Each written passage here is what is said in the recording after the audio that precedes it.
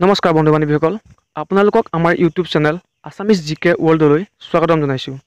বন্ধু বান্ধৱীসকল, আজি মই আপোনালোকলৈ অসম পুলিচৰ কামাণ্ডো বেটেলিয়নৰ যি সাইক্ৰমেট্ৰিক টেষ্ট আৰু লগতে যি অসম পুলিচৰ AVUBৰ যি 2450টা পদৰ বাবে যি ভাইভা অনুষ্ঠিত হ'ব, তাত কেনেকুৱা ধৰণৰ কুৱেশ্যন সুধিব পাৰে বা আপোনালোকৰ সাইক্ৰমেট্ৰিক টেষ্টত কি সুধিব পাৰে তাৰে ওপৰত আজি ভিডিঅ'টোত আমি আলোচনা কৰিম। যদিহে আপুনি আমাৰ চেনেলটোলৈ নতুনকৈ আহিছে তেন্তে চেনেলটো সাবস্ক্ৰাইব কৰিব আৰু যদি ভিডিঅ'টো ভাল পায় তেন্তে বন্ধু বান্ধৱীৰ মাজতো শ্বেয়াৰ কৰিব।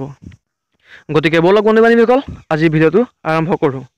বন্ধু বান্ধৱীসকল, যিসকল বন্ধু বান্ধৱী বা ভাইটি ভণ্টিয়ে আপোনালোকৰ SSC যদি ফিজিকেল পাছ কৰি থৈছে, তেওঁলোকৰ যিহেতু নেক্সট ষ্টেপটো আছে মেডিকেল, চ' মেডিকেল টেষ্টত কি চাব, চ' তাৰ ওপৰত মই এটা অসমীয়া মাধ্যমত ভিডিঅ' বনাই থৈছোঁ। চ' ভিডিঅ'টোৰ ডেছক্ৰিপশ্যনত লিংকটো দিয়া থাকিব, তাতে গৈ আপোনালোকে সেইটো ভিডিঅ' চাই ল'ব পাৰিব। গতিকে আজি ভিডিঅ'টো আলোচনা কৰোঁ। চ' আজিৰ প্ৰথমটো কুৱেশ্যন তোমালোকক সুধিব পাৰে যে অসমৰ কোনজন খেলুৱৈক বা কোনগৰাকী খেলুৱৈক প্ৰথম উপ আৰক্ষী অধীক্ষক হিচাপে নিযুক্তি দিয়া হৈছিল। ইম্পৰ্টেণ্ট কুৱেশ্যন হয়। চ' ইয়াৰ উত্তৰটো হৈ যাব হিমা দাস।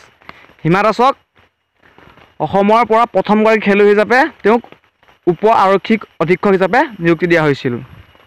চ' আমি নেক্সট কুৱেশ্যনটো লৈ আহিছোঁ। FIR ফুল ফৰ্ম কি?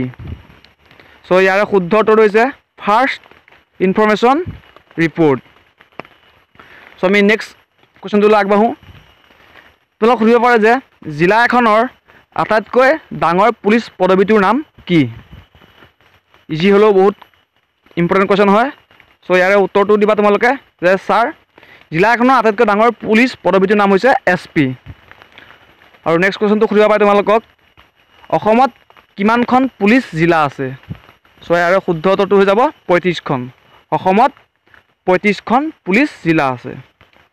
চ' তোমালোকক নেক্সট কুৱেশ্যনটো সুধিব পাৰে যে তুমি অৰণ্যৰ মাজত আছা আৰু হঠাৎ বতৰ ডাৱৰীয়া হ'ল আৰু প্ৰচণ্ড বিজুলী ঢেৰেকণিৰ বজ্ৰপাতৰ আগমন হ'ল। সেই বজ্ৰপাতৰ পৰা ৰক্ষা পাবলৈ তুমি অৰণ্যত কি কৰিবা? কুৱেশ্যনটো মই আকৌ এবাৰ কৈছোঁ, তোমালোকে বুজিবলৈ চেষ্টা কৰিবা।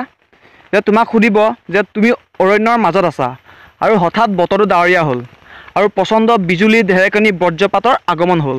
সেই বজ্ৰপাতৰ পৰা ৰক্ষা পাবলৈ তুমি সেইখন সময়ত কি কৰিবা? চ' ইয়াৰে উত্তৰটো তোমালোকে এনেকৈ দিবা যে হয় ছাৰ, বজ্ৰপাতৰ পৰা মই নিজকে ৰক্ষা পাবলৈ অলপ সাৱধান হ'বই লাগিব। সেই সময়ত মই ডাঙৰ গছৰ তলত ৰৈ নাথাকোঁ, যিহেতু ছাৰ ডাঙৰ ওখ গছত বজ্ৰপাত পৰাটো বেছিকৈ পৰিলক্ষিত হয়। আৰু মুকলি ঠাইলৈ লৰ নামাৰোঁ, য'তেই আছোঁ ত'তে থাকি ডাঠ টিপাল এখন তৰি ল'ম আৰু তাৰ তলতে আশ্ৰয় ল'ম। ঠিক আছে, তোমালোকে এনেকৈ উত্তৰটো দিবা যে হয় ছাৰ, বজ্ৰপাত পৰাৰ সময়ত মই বেছিকৈ ডাঙৰ গছৰ তলত নাথাকোঁ, কিয়নো বজ্ৰপাত ডাঙৰ গছত বেছিকৈ পৰাটো পৰিলক্ষিত হয়। গতিকে মই য'তে আছোঁ ত'তে থাকিম আৰু মই মুকলি ঠাইলৈ লৰ নামাৰোঁ আৰু উচিত বুদ্ধিৰে মই মোৰ বেগৰ পৰা ডাঠ টিফাল এখন উলিয়াই তৰি ল'ম আৰু তাৰ তলতে মই আশ্ৰয় ল'ম। ঠিক আছে, এইখিনি কথা এনেকৈ ক'লেই হ'ব। আৰু তোমালোক নেক্সট কুৱেশ্যনটো সুধিব পাৰে যে তুমি পাহাৰ বগাই থাকোঁতে ভোক লাগিলে তুমি কি কৰিবা? চ' ভোক লগাটো চবৰে স্বাভাৱিক কথা হয়নে? চ' ইয়াৰ উত্তৰটো এনেকৈ দিবা যে হয় ছাৰ, পাহাৰ বগাই থাকিলে ভোক লগাটো স্বাভাৱিক কথা। তাৰ বাবে মই মোৰ বেগত প্ৰচুৰ পৰিমাণে প্ৰয়োজনীয় খাদ্য সা সামগ্ৰী আৰু ফল মূল আৰু প্ৰচুৰ পৰিমাণে পানী লৈ যাম আৰু পাহাৰৰ ওচৰে পাঁজৰে চাম কিবা খোৱা বস্তুৰ ফল মূল আদি পাওঁ নেকি। চ' এইটো কুৱেশ্যনৰ এনচাৰটো এনেকৈ দিলেই হ'ব। ঠিক আছে, চ' আমি নেক্সট কুৱেশ্যনটোলৈ যাওঁ। তোমালোকক সুধিব পাৰে যে জংঘল এৰিয়াত তুমি কেনেকৈ অপাৰেশ্যন চলাবা? চ' ইয়াৰে উত্তৰটো মই কৈ দিছোঁ, তোমালোকে ভালকৈ শুনি যাবা। আৰু যদিহে তোমালোকে ইম্পৰ্টেণ্ট বুলি ভাবা না এইখিনি কুৱেশ্যন, তোমালোকে নিজৰ বহীত টুকি ৰাখিবা। ঠিক আছে, চ' তোমালোকক সুধিব পাৰে যে জংঘল এৰিয়াত তুমি কেনেকৈ অপাৰেশ্যন চলাবা? ইয়াৰ উত্তৰটো এনেকৈ দিবা যে হয় ছাৰ, জংঘলত যোৱাৰ পাছত মোৰ প্ৰথম কামটো হ'ব যে মই নিজকে বচাবৰ কাৰণে মানসিক আৰু শাৰীৰিকভাৱে প্ৰস্তুত থাকিব লাগিব। আৰু চাৰিওপিনে মই চাব লাগিব যে কোনোবা শত্ৰুপক্ষ হয়তো জংঘলত থাকিবও পাৰে। সেইকাৰণে সদায় আমি সতৰ্ক হৈ থাকিব লাগে। আৰু লগতে এইটো ভাবিব লাগিব যে মই কি কাৰণে জংঘলত আহিছোঁ বা মোৰ অপাৰেশ্যনটোৰ কথা ভাবি মই আগুৱাই গৈ মোৰ কৰ্তব্য পালন কৰিব লাগিব আৰু সফল হৈ নিজৰ গন্তব্য স্থান পাবগৈ লাগিব ঠিক আছে বাছ এইখিনি ক'লেই হ'ব চ' তোমালোকক এটা নেক্সট কুৱেশ্যনটো সুধিব পাৰে যে অধিক খঙে যুদ্ধ জয় কৰাত সহায় কৰেনে তুমি যেতিয়া কেনেকৈ উত্তৰ দিবা চ' ইয়াৰ উত্তৰটো মই দি দিছোঁ যে তোমালোকে ক'বা যে খঙে যুদ্ধ জয় কৰাত সহায় কৰে কিন্তু যুদ্ধ ক্ষেত্ৰত খঙৰ বশৱৰ্তী নহয় মস্তিষ্ক শান্ত কৰি ৰখাই ভাল আৰু উপযোগী বুলি মই ভাবোঁ ঠিক আছে ইয়াৰ উত্তৰটো এনেকৈ দিলেই হ'ব যে হয় ছাৰ খঙে যুদ্ধ জয় কৰাত সহায় কৰে কিন্তু যুদ্ধ ক্ষেত্ৰত অধিক খঙৰ বশৱৰ্তী নহয় মস্তিষ্কটো শান্ত কৰি ৰখাই ভাল আৰু উপযোগী বুলি ভাবোঁ ঠিক আছে এনেকৈ উত্তৰটো দিবা চ' নেক্সট কুৱেশ্যনটো তোমালোকক সুধিব পাৰে যে তুমি ভবানে আনতকৈ তুমি শক্তিশালী বা সক্ষম বুলি চ' ইয়াৰ উত্তৰটো কেনেকৈ দিবা চ' ইয়াৰ উত্তৰটো মই দি দিছোঁ যে হয় ছাৰ মই সদায় নিজকে শাৰীৰিক মানসিক আৰু বুদ্ধিমত্তাভাৱে শক্তিশালী কৰি ৰাখিবলৈ যত্নপৰ আৰু সদায় নিজকে এনেকৈ সজাগ কৰি তোলোঁ যাতে কোনোৱেও মোক হৰুৱাব নোৱাৰে আৰু তাৰ কাৰণে মই সদায় প্ৰস্তুত থাকোঁ গতিকে মই ভাবোঁ আনতকৈ শক্তিশালী কিন্তু মই কেতিয়াও নিজকে আনৰ লগত তুলনা কৰি চোৱা নাই ঠিক আছে পজিটিভ এনেকৈ এনচাৰটো দি দিবা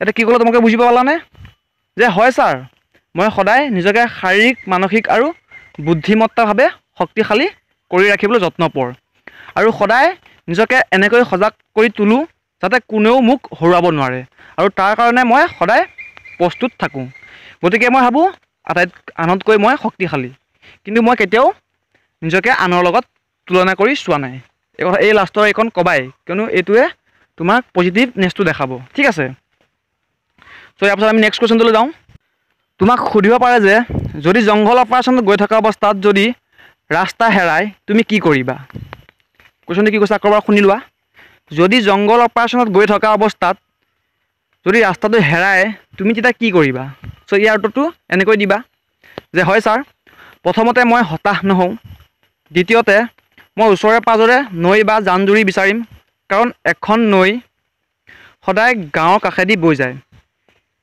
সেই নদী বা জুৰিৰ কাষেৰে গতি কৰিলে যিকোনো এখন গাঁও ওলাব পাৰিম এনেদৰে হেৰাই যোৱা পথ বিচাৰি উলিয়াব পাৰিম আৰু এনে নকৰিও অতি সহজ উপায়েৰে মই যিটো বাটেৰে গতি কৰিছিলোঁ বা যোৱা ৰাস্তাটোত যাওঁতে মই কিছুমান সৰু সৰু চিন দি যাব চেষ্টা কৰিম গছতে হওক বা কিছুমান মই ৰং ব্যৱহাৰ কৰিম যিয়ে মোক ৰাস্তাটোত চিনাকি কৰাত সহায় কৰে ঠিক আছে এনেকৈ উত্তৰটো দিলে হৈ যাব চ' নেক্সট কুৱেশ্যনটোলৈ যাওঁ নেক্সট কুৱেশ্যনটো সুধিব পাৰে যে প্ৰদূষিত পানী খোৱাৰ ফলত কি কি বেমাৰ হ'ব পাৰে চ' ইয়াৰ উত্তৰটো এনেকৈ দিবা যে হয় ছাৰ প্ৰদূষিত পানী খোৱাৰ ফলত বহুতো বেমাৰ হয় তাৰে তোমালোকে দুটামান কৈ দিবা যে ডায়েৰিয়া গ্ৰহণী কলেৰিয়া জণ্ডিছ আদি হ'ব পাৰে ঠিক আছে চ' বন্ধু বান্ধৱীসকল আজিৰ ভিডিঅ'টি শেষৰটি কুৱেশ্যন লৈ আহিছোঁ মই চ' আজিৰ ভিডিঅ'টি শেষৰটি কুৱেশ্যনটো হৈছে লেতেৰা পানীৰে মুখ হাত ধুলে কি বেমাৰ হ'ব পাৰে